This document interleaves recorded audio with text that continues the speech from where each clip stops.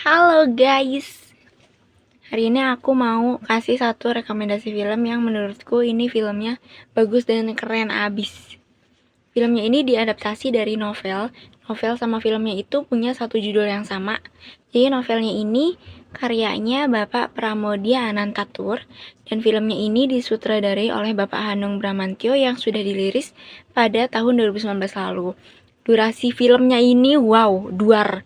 Durasi filmnya ini 3 jam, bayangin 3 jam 1 menit. Tapi rating di Google-nya bagus, 3,5 rating. Di Google boleh dicek. Jadi filmnya itu Bumi Manusia dan novelnya juga Bumi Manusia. Jadi Bumi Manusia ini menceritakan tentang peran utamanya yaitu Minke atau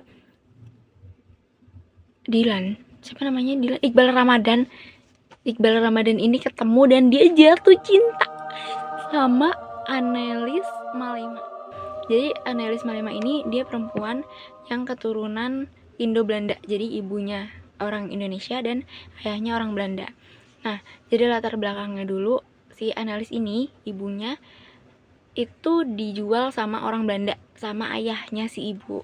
Karena dulu, zaman dulu itu, ada yang namanya jabatan, tapi dia yang berhubungan sama orang Belanda. Nah, karena ayahnya, ibunya Annelies ini pengen punya jabatan, akhirnya dia menjual anak perempuannya ke orang Belanda. Dan akhirnya, lahirlah Annelies. Annelies ini kebetulan anak kedua. Tapi dia menghadapi diskriminasi karena statusnya bukan orang Belanda asli. Jadi masih ada keturunan pribuminya. Oke, jadi aku bakal jelasin dulu beberapa alasan kenapa aku mau mereview film Bumi Manusia ini. Yang pertama adalah karena film ini diadaptasi dari sastra klasik. Kayak yang udah aku sebutin tadi bahwa film ini tuh kan diangkat dari novelnya Bapak Pramoedya. Nah, kebetulan film ini juga dianggap sebagai salah satu karya sastra terbesar di Indonesia. Nah, kenapa sih aku mau review ini? Karena sebagai bentuk cara aku untuk memahami gimana cerita klasik diterjemahkan dalam medium visual, jadi dalam gambar dalam film. Kemudian dari film ini kita juga bakal tahu tema sejarah dan sosial. Kalau kita mundur ke belakang, Indonesia seperti apa, kalau dijelasin di kelas pakai teori-teori aja gitu kan pasti pusing ya. Tapi ini ada cerita fiksinya yang menggambarkan masa kolonial dulu. Kehidupan masa kolonial dengan isu-isu memperjuangkan hak asasi, ada diskriminasi, terus tema-tema yang relevan dan berorientasi dengan isu-isu sosial yang ada pada saat ini.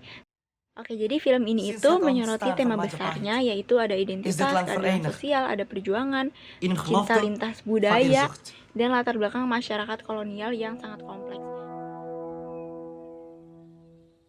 Als Majapahit uit elkaar is gevallen, heeft zijn vuur van bezieling zich verbreid onder het volk van Indië tot in hedendagen. Onze beschaving heeft... Nah, yang terakhir adalah karena aktor dan aktingnya ini bagus banget, karena kan dia pakai Iqbal Ramadan. Iqbal Ramadan ini sebagai Minke, nanti yang dia ngedekatin si perempuan Indo-Belanda itu kan. Nah, menurut saya Iqbal Ramadan ini cukup menjual ya untuk film-film sejarah seperti ini karena karakter dan latar belakang sejarah dia itu kuat. Ada Mawar De Jong. Siapa yang nggak tahu Mawar De Jong? Mawar De Jong. Terus ada Ina Febrianti, ini mamanya si Mawar De Jong nanti. Oke, karena tadi udah lihat juga beberapa cuplikan-cuplikan dari video filmnya, aku bakal bandingin film Bumi Manusia ini sama filmnya Soekarno yang rilis di tahun 2013.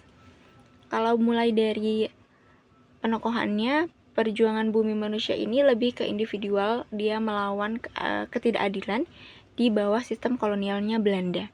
Sedangkan kalau Soekarno itu dia menyoroti perjuangan tokoh nasional dalam mencapai kemerdekaan Indonesia. Rating dari aku 4/5 karena menurutku ini bagus banget dan ini effort banget bikin filmnya parah. Karena kan dia 3 jam ya. Bayangin aja ngeditnya berapa hari coba.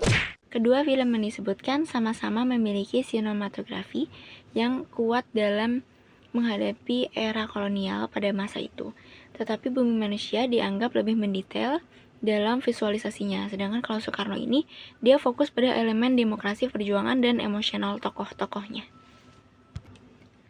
Dan untuk yang terakhir, narasinya Bumi Manusia ini lebih lambat, penekanannya itu lebih puitis, dan dia reflektif.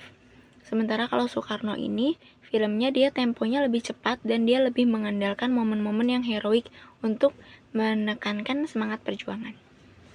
Terima kasih.